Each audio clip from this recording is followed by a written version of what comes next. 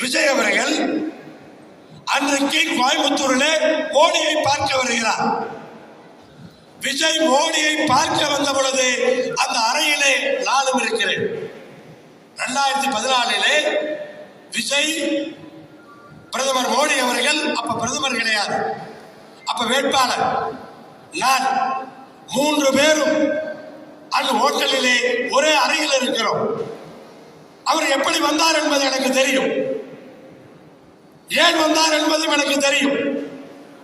தனக்கு ஒரு பிரச்சனை என்று சொன்னால், தன்னுடைய பணத்துக்கு ஒரு பிரச்சனை என்று சொன்னால், யாரிடம் வேண்டுமானாலும் எங்கு வேண்டுமானாலும் அப்படி இருக்கிறவருக்கு என்ன கொள்கை இருக்கும், அதை புரிந்து கொள்ள வேண்டும். வந்த உடனே நேரம் நான் முதலமைச்சர் ஆகணும், வேற ஒன்றும் கிடையாது. நேரடியாக முதலமைச்சர்